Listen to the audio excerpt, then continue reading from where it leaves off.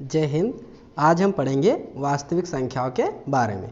तो वास्तविक संख्याएं वैसे हमने यहाँ 12 प्रकार की संख्याएं ली है, जैसे प्राकृत संख्या, पूर्ण संख्या, पूर्णांक संख्या, सम संख्या, विषम संख्या, भाज्य संख्या, अभाज्य संख्या, परिमेय संख्या, अपरिमेय संख्या, सह अभाज्य संख्या, वास्तविक संख्या, काल्पनिक संख्या या अवास्तविक संख्या। चलिए अब हम इन सारी संख्याओं को डिटेल से जानेंगे। तो हमारे पास में है पहले नंबर पे प्राकृत संख्या है। तो 1 से लेकर अनंत तक की सभी संख्याएं प्राकृत संख्याएं कहलाती है। जैसे 1, 2, 3, 4 से लगाकर कहाँ तक जाएंगी, ये अनंत तक जाएंगी। ये सारी संख्याएं कौन सी संख्या होती है, प्राकृत संख्या होती है। देखिए इसमें हमने एक क्वेश्चन लिया है, सबसे छोटी प्राकृत संख्या क्या है। तो हमें पता है जो पहले नंबर पे संख्या होंगी वही होंगी सबसे छोटी प्राकृत संख्या, तो 1 होती है। देखिए अब हम पूर्ण संख्याएं पढ़ेंगे। तो पूर्ण संख्या किसे कहेंगे, प्राकृत संख्याओं के समूह में यदि हम शून्य को भी शामिल कर ले तो प्राप्त संख्याओं के समूह को पूर्ण संख्या कहते हैं। देखिए जैसे अभी यहाँ से जो हमने संख्या देखी थी 1, 2, 3, 4 से अनंत तक, ये संख्या कौन सी थी, ये थी प्राकृत संख्या, जैसे हमने ऊपर पढ़ा था। अब यदि हमने इसमें शून्य को भी शामिल कर लिया, स्टार्टिंग में शुरू में शून्य लगाना है ना, तो शून्य 1, 2, 3, 4 इसे लगा के कहाँ तक जाएंगे संख्या, अनंत तक। ये वाली संख्याएं कहलाएंगी पूर्ण संख्या, मतलब ये समूह जो हो गया ये पूर्ण संख्याओं का हो गया। देखिए इसमें क्वेश्चन है सबसे छोटी पूर्ण संख्या क्या है, तो भाई शून्य से स्टार्ट हुआ था इसलिए हमने शून्य को सबसे छोटी पूर्ण संख्या मान लिया। देखिए हम तीसरे नंबर की संख्या पढ़ेंगे, पूर्णांक संख्या। पूर्णांक संख्या किसे बोलेंगे, शून्य सहित धनात्मक संख्या एवं ऋणात्मक संख्याओं के समूह को पूर्णांक संख्या कहते हैं।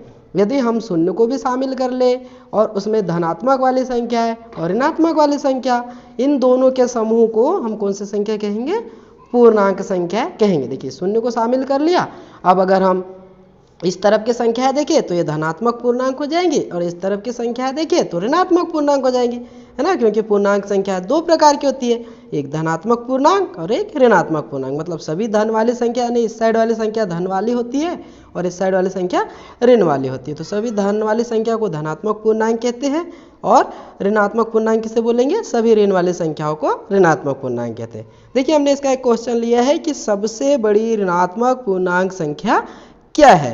तो देखिए सबसे बड़ी ऋणात्मक पूर्णांक, यहाँ से ये क्वेश्चन पूछा जाता है बहुत सारे पेपरों में, बहुत सारी परीक्षाओं में यह क्वेश्चन पूछा है कि सबसे बड़ी ऋणात्मक पूर्णांक क्या है।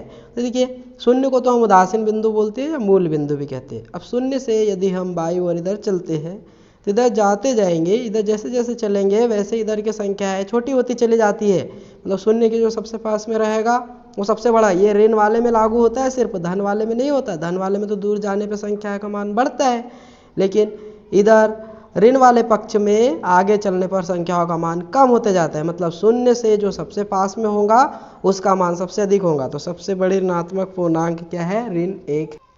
नेक्स्ट संख्या है हमारे पास में सम संख्या है। वे संख्या है जिनमें इकाई का अंक 0, 2, 4, 6, 8 हो, उन्हें हम सम संख्या कहते हैं। देखिए हमने यहाँ पे कुछ संख्याएं लिखी है, इसमें हम सम संख्याओं को समझ जाएंगे। इसमें सम और विषम दोनों हम इसमें समझ सकते हैं। देखिए पहले हमने देखा 1, 2, 3 ऐसे हमने संख्याओं को लिया है, 45 तक लिया है, ठीक है।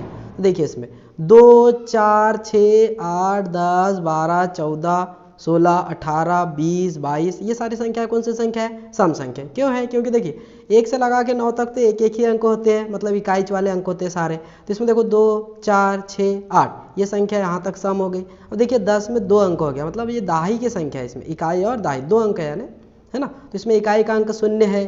फिर देखिए 12 में इकाई का अंक 2 है। तो ऐसी ये संख्या कौन सी संख्या, सम संख्या, जिसमें इकाई का अंक क्या हो, 0 हो, 2 हो, 4 हो, 6 हो या तो 8 हो। देखिए सबसे छोटी सम संख्या क्या है, तो सबसे छोटी सम संख्या हमने यहाँ पे जो गिनती लिखी थी इसमें सबसे पहले नंबर पे क्या आया था, 2 आया था, इसलिए सबसे छोटी सम संख्या क्या हुई, 2 हुई, ठीक है। अब हम पढ़ेंगे विषम संख्या। तो विषम संख्या वे संख्या है जिनमें इकाई का अंक क्या हो, 1, 3, 5, 7, 9 ये हो, ये विषम संख्या कहलाएंगे, है ना। इसमें हम सम और विषम दोनों को समझ सकते हैं। ये वाला डायग्राम आप अच्छे से देख लेंगे, ठीक है, समझ आ जाएगा आप लोगों को। सबसे छोटी विषम संख्या क्या है, तो 1 से स्टार्ट हुआ था इसलिए एक विषम संख्या सबसे छोटी है ना। अब भाज्य संख्याएं पढ़ेंगे। वे संख्याएं जो एक और स्वयं संख्या को छोड़कर किसी अन्य संख्या से भी विभाजित हो उसे हम भाज्य संख्या कहते हैं। मेरे कहने का मतलब ये है कि यदि हम संख्या लिखे, जैसे देखो आप ये संख्याओं को देखो तो आपको सारा समझ आ जाएगा। वे संख्या जिनका एक और वह संख्या स्वयं के अतिरिक्त अन्य भी कोई गुणनखंड हो उसे हम भाज्य संख्या कहते हैं। अब गुणनखंड यानी क्या होता है? गुणनखंड मतलब जिसे हम अन्य भागों में तोड़ सकते हैं या जिस संख्या में अन्य संख्याओं का भाग चला जाता हो। देखिए जैसे एक का गुणनखंड एक ही होता है क्योंकि एक में एक से ही भाग जाता है। दो का गुणनखंड एक होता है और दो होता है, यानी कि दो में एक से भी भाग जाता है और दो में दो से भी भाग जाता है ना। ऐसे देखो तीन में एक से भाग जाता है और तीन में तीन से भाग जाता है। हमने पढ़ा है कि जिसका एक और वह संख्या स्वयं के अतिरिक्त अन्य कोई गुणनखंड हो। देखिए एक में तो एक का ही गुणनखंड है ना।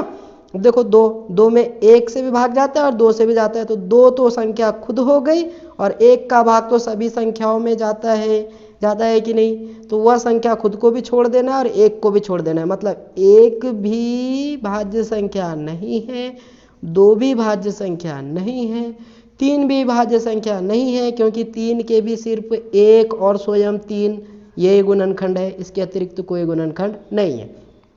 चार को देखते हैं तो चार के देखो, चार के एक गुणनखंड और ये दो से भी भाग जाता है ना दूसरा गुणनखंड, और चार खुद से भाग जाता है ना तीसरा गुणनखंड। इसके तीन गुणनखंड हो गए। अब हमने एक को भी छोड़ दिया और चार को भी छोड़ दिया, फिर भी देखिए क्योंकि चार स्वयं संख्या थी इसलिए चार को भी छोड़ना पड़ेगा और एक का भाग तो सभी में जाता है ना, इसलिए एक को भी छोड़ना पड़ेगा। अब देखो अब दो से भी कट रहा है ना ये, इसलिए क्या है ये चार कैसे संख्या हो गई? सम संख्या हो गई। अब देखो पाँच के भी सिर्फ दो ही गुणनखंड है, मतलब एक और संख्या स्वयं पाँच, इसलिए पाँच भी भाज्य संख्या नहीं है। छः को देखो एक दो है ना, तीन और छः, इतनी सारी संख्याओं से छः में भाग जाता है, इसलिए छः भी कैसे संख्या है? भाज्य संख्या है। मेरा कहने का मतलब ये है कि एक को छोड़ दो और संख्या स्वयं को छोड़ दो, इसके अतिरिक्त भी अन्य यदि कोई गुणनखंड है जैसे इसके है दो और तीन, तो ये भाज्य संख्या है। ऐसे आप सारी भाज्य संख्याओं के बारे में जान सकते हो बहुत आसानी से। समझ आया? यहाँ से क्वेश्चन आता है कि सबसे छोटी भाज्य संख्या क्या है? तो सबसे छोटी भाज्य संख्या जो है वो चार होती है। अब हम आगे की संख्या पढ़ेंगे, अभाज्य संख्या है। तो वे संख्या है जो एक और स्वयं संख्या से ही विभाजित हो, मतलब या तो एक से भाग चला जाए उसमें या फिर वो स्वयं संख्या से भाग चला जाए, उसे हम कौन सी संख्या बोलेंगे? अभाज्य संख्या कहते हैं। जैसे हमने यहाँ पे और एक परिभाषा लिखी आसान शब्दों में समझने के लिए, वे संख्या जिनका एक और वह संख्या स्वयं के अतिरिक्त अन्य कोई भी गुणनखंड ना हो उसे हम अभाज्य संख्या कहते हैं। जैसे 1, 3, 5, 7, 11 है ना, 17, 19, इसमें सिर्फ ये संख्या का ही भाग जाता है और एक का जाता है, इसके अतिरिक्त और किसी संख्या का भाग नहीं जाता है, इसलिए ये सारी संख्या कैसी संख्या है? अभाज्य संख्या। अब नेक्स्ट हमारे पास में संख्या आती है परिमेय संख्या। तो वे संख्या जो p बटे q के रूप में हो, यानी कि अंश बटे हर के रूप में हो, जिसमें q यानी कि हर, ये जो नीचे वाली संख्या होती है इसे q बोलते हैं और ऊपर वाली संख्या को p बोलते हैं, मतलब अंश बटे हर, यानी कि हर का मान बराबर नहीं होना चाहिए शून्य के। यानी कि यदि हमने लिख दिया 1/0 है ना, ऊपर तो एक हो गया, अंश में एक हो गया और हर में क्या हो गया? शून्य हो गया। जैसे देखो हम यहाँ पे संख्या देखते हैं है ना, 1/2, यानी कि एक क्या है? अंश है और दो क्या है? हर है, तो ये अंश बटे हर के रूप में, यानी कि ये परिमेय संख्या है। यहाँ पे देखो 5/7, यानी कि 5 क्या है? अंश है और 7 क्या है? हर है ना, तो ये भी संख्या कैसी संख्या हो गई? परिमेय संख्या। इसे हम 5 यदि शून्य लिख देते तो ये परिमेय संख्या नहीं होती। समझ आया? ऐसी 2/3 शून्य भी परिमेय संख्या है। क्यों है? क्योंकि शून्य के बटे में हम 1 लिख सकते हैं, हम किसी भी संख्या के बटे में 1 लिख सकते हैं, वो संख्या में कोई अंतर नहीं आता, उस संख्या पे कोई फर्क नहीं पड़ता है। तो समझ आया? इसलिए शून्य परिमेय संख्या है, एक भी परिमेय संख्या है क्योंकि 1 के बटे 1 लिख सकते हैं, 2 भी परिमेय संख्या है क्योंकि 2 के बटे 1 लिख सकते हैं, 22/7 भी परिमेय संख्या है, ठीक है, इत्यादि। ये सारी कौन सी संख्या होती है? परिमेय संख्या। समझ आया? परिमेय संख्या किसे कहेंगे? जो अंश बटे हर के रूप में हो, यानी कि p/q के रूप में हो और जिसका हर का मान बराबर नहीं होना चाहिए किसके? शून्य के, उसे हम परिमेय संख्या कहते हैं। चलिए आगे की संख्या देखेंगे, अपरिमेय संख्या। वे संख्या जिसे हम p/q या अंश बटे हर के रूप में नहीं लिख सकते उसे हम अपरिमेय संख्या कहेंगे। जैसे करने वाली संख्या अपरिमेय संख्या होती है, लेकिन करने वाली सारी संख्याएं नहीं होती है अपरिमेय। यदि हमने करने में 4 लिख दिया तो करने में 4 लिख दिया, इसका मतलब ये है कि करने के अंदर 2 गुणित 2, यानी कि 1 2 बाहर आ जाएगा और 2 तो परिमेय संख्या है ना। समझ आया ना? जिसके हम मतलब गुणनखंड ना कर सके ज़्यादा, समझ आया? वो संख्या है अपरिमेय संख्या कहलाएंगे। जैसे करने में 2, करने में 3 करने में 5। अच्छा, पाई एक अपरिमेय संख्या, ये क्वेश्चन में बहुत बार पूछा गया है एग्जाम में कि पाई एक कैसी संख्या है, तो पाई एक अपरिमेय संख्या है। वही अभी हमने ऊपर देखा था कि 22/7, 22/7 कैसी संख्या है, तो 22/7 जो है वो परिमेय संख्या है। ऐसे देखो 1/0 ये अपरिमेय संख्या, 5/0 अपरिमेय संख्या है ना। अब हम आगे की संख्या देखते हैं, सह अभाज्य संख्या।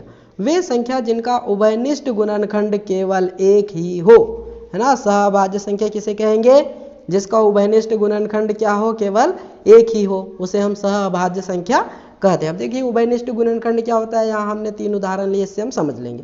जैसे हमने पहले नंबर पे एग्जाम्पल लिया है 3 और 5 का। देखो 3 के गुणनखंड निकालेंगे तो 1 और 3, क्योंकि 3 में सिर्फ 1 से भाग जाता है और 3 से भाग जाता है। ऐसे देखो 5 के निकाले हमने तो 5 में क्या आएगा, 1 से भाग जाएगा और 5 से जाएगा।